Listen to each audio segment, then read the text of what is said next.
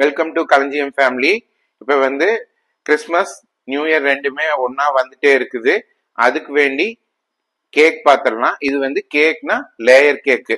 இந்த layer cake வந்து என்னென்ன பொருட்கள் தேவைங்கிறத பார்த்துடலாம் வாங்க. இப்போ இதுக்கு வந்து சாக்கோ வெண்ணிலா லேயர் கேக். இது சாக்லேட்டுக்கு தனியா வெண்ணிலாக்கு தனியா. அப்போ இதுக்கு வந்து ஒன்னொன்னுக்கு அளவு சொல்றோம் பாருங்க. மைதா வந்து 125 கிராம் எடுத்துக்குங்க. ரெண்டா எடுத்து வச்சிருக்கேன். இது ஒரு 125 கிராம், இது ஒரு 125 கிராம் எடுத்து வச்சிருக்கிறேன். பால் வந்து 100 மில்லி 2 எடுத்து வச்சிருக்கிறேன். அப்புறம் இந்த சாக்லேட் பவுடரு, இந்த சாக்லேட் பவுடர் வந்து 30 கிராம் எடுத்து வச்சிருக்கிறேன். 30 கிராம் ஒன்றும் இல்லை, இந்த ஸ்பூன்ல தான் 3 ஸ்பூன் எடுத்திருக்கிறேன். இதே இந்த ஸ்பூன்லயே வந்து அரை ஸ்பூன் வந்து 2 பேக்கிங் பவுடர் எடுத்திருக்கிறேன். அப்புறம் சர்க்கரை 100 கிராம் எடுத்திருக்கிறேன். சர்க்கரை வந்து இது மிதமான டேஸ்ட்ல தான் இருக்கும். உங்களுக்கு இன்னும் டேஸ்ட் ஜாஸ்தியா இனிப்பு வேணும்னா இன்னும் கொஞ்சம் சர்க்கரை ஜாஸ்தியா சேர்த்துக்கோங்க. அப்புறம் வெண்ணிலா கேக்கு வெண்ணிலா எசன்ஸ் எடுத்து வச்சிருக்கிறேன்.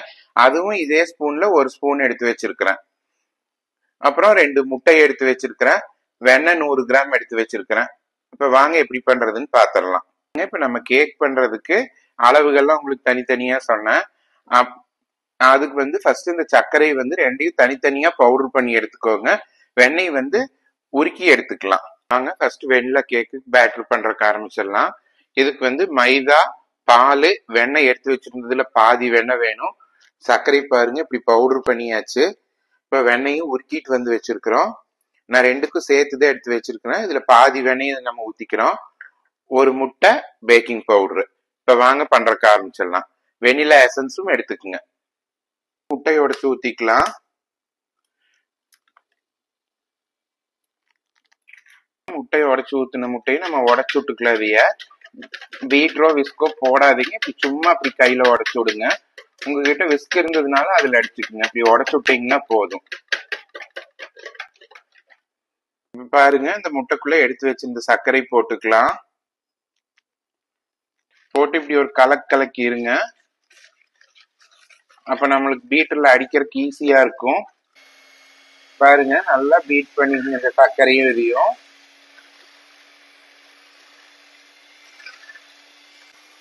நல்லா இந்த சர்க்கரை கரையிற அளவுக்கு அப்படியே பீட் பண்ணிக்கோங்க.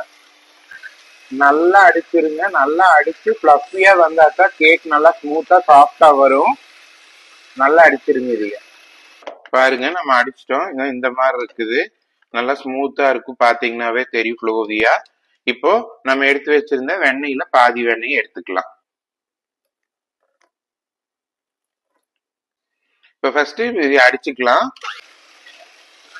இந்த வெண்ணெய், அந்த சர்க்கரை, முட்டை எல்லாம் ஒன்னா கலங்குற மாதிரி நல்லா அடிச்சுக்கோங்க.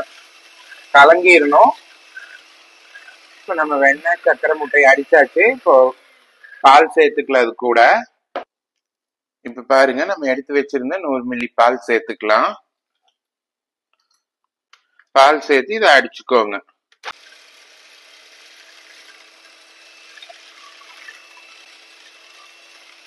இப்ப நம்ம பால் ஊத்தி அடிச்சிட்டோம். இது கூட வந்து நம்ம மைதா சேர்த்துக்கலாம். இப்போ மைதா சேர்த்துக்கலாம். அது ஜலிச்சு சேர்த்துக்கோங்க.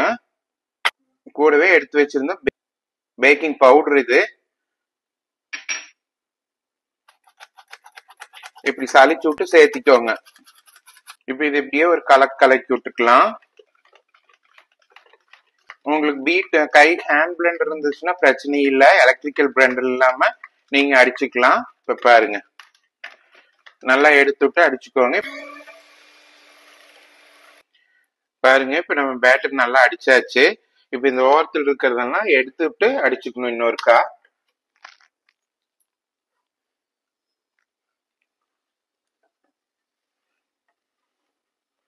சுத்தி எடுத்து விட்டுக்குங்க. நான் இதுல கொஞ்சம் அந்த மாவு நிக்கும் மேல இருக்கிறது மைதா நம்ம போட்டது.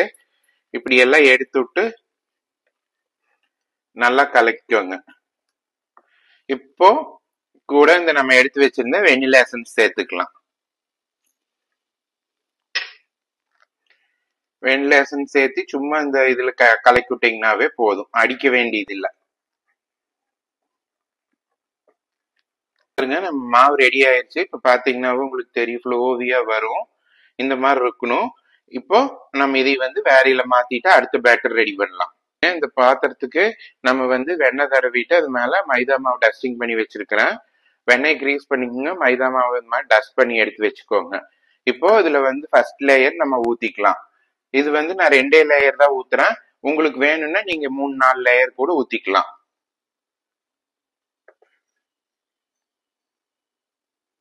பாருங்க, நம்ம ஃபர்ஸ்ட் லேயர் ஊத்திட்டு வருது. இது வந்து வெண்ணிலா ஊத்தி இருக்கிறோம். இப்ப நல்லா டேப் பண்ணி வச்சுக்கோங்க. இப்ப பாருங்க, அதே பவுல்ல, மிக்சிங் பவுல்ல நம்ம முட்டை இன்னொன்னு சேர்த்துக்கிறோம். இது வந்து சாக்லேட் கேக்குக்கு முட்டையும் வெள்ளையும் மஞ்சளும் கலக்கிற மாதிரி இப்படி அடிச்சு விட்டுக்கோங்க. இப்போ நம்ம பவுடர் பண்ணி வச்சிருந்த சர்க்கரை சேர்த்துக்கலாம். அடிச்சுட்டு நல்லா அடிச்சுக்கலாம். சர்க்கரை கரையிற அளவுக்கு நல்லா அடிச்சுக்கோங்க. இப்ப பாருங்க, நம்ம எடுத்து வச்சிருந்த வெண்ணெய் சேர்த்துக்கலாம். இது ப்ரொசீஜர் எல்லாம் ஒன்னேதான். நீங்க எல்லாமே அதுல பாத்துக்குங்க. அந்த வெண்ணிலாக்கு எப்படி அடிச்சோமோ அதே மாதிரிதான்.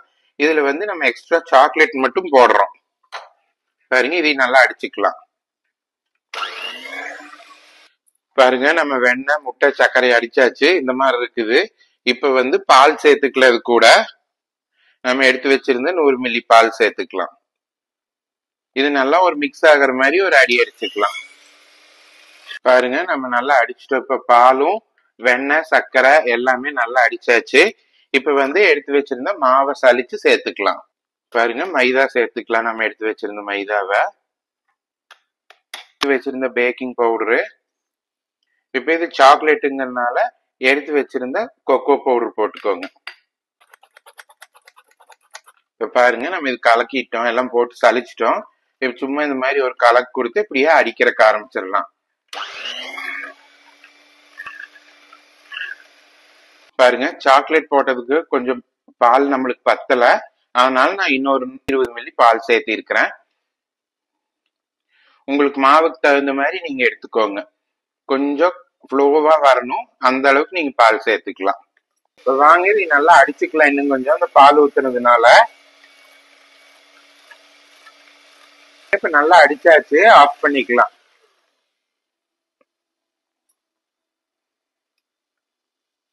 எல்லாம் ஒன்னா சேர்த்து விட்டு ஒரு ஃபோல்டு மட்டும் பண்ணி கொடுத்துருங்க. இப்படி கட்டன் ஃபோல்டுல ஒரு 2 தடவை இப்படி பண்ணீங்கன்னா அதுக்குள்ள இருக்கிற ஏர் பபிள்ஸ் எல்லாம் வெளியில வந்துடும்.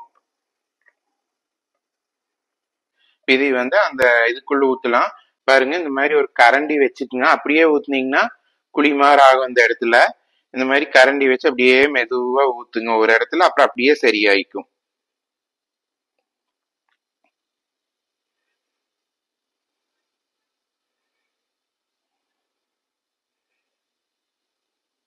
நம்ம பேட்டர் எல்லாம் இதுல ஊத்திட்டோம். இப்ப நல்லா ஒரு டேப் பண்ணிக்கோங்க.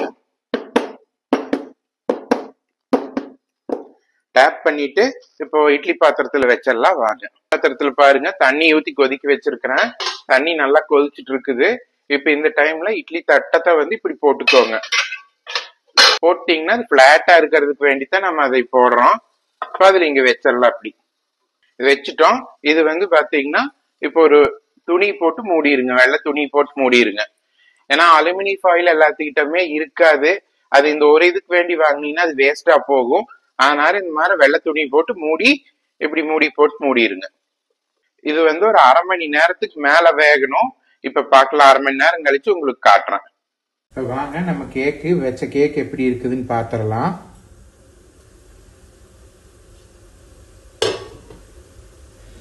பார்த்து உங்களுக்கு இடையில பார்த்து தண்ணி இல்லைன்னா இட்லி பாத்திரத்துக்கு தண்ணி ஊற்றி வச்சுக்கோங்க.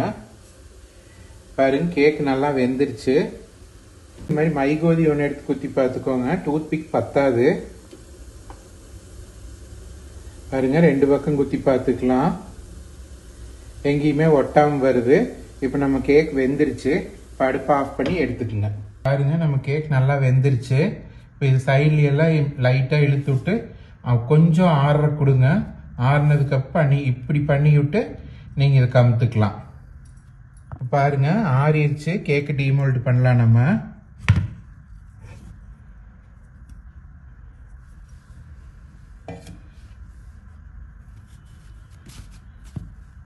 பாருங்க, இப்ப நம்ம சாக்கோ வெண்ணிலா கேக் ரெடி ஆயிடுச்சு. பாத்தீங்கன்னாவே தெரியும். இதோ நல்லா சூடா இருக்குது. பாருங்க,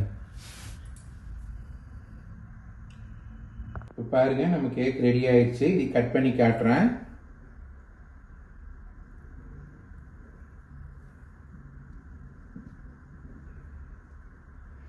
நீங்கள் உங்களுக்கு வேணுன்னா சின்னதாக வேணாலும் ஊற்றிக்கோங்க. இது கப்புகள்லையும் ஊற்றி எடுத்து வச்சுக்கலாம். பாருங்க நம்ம சாக்கோ வெண்ணிலா கேக் ரெடி ஆயிடுச்சு.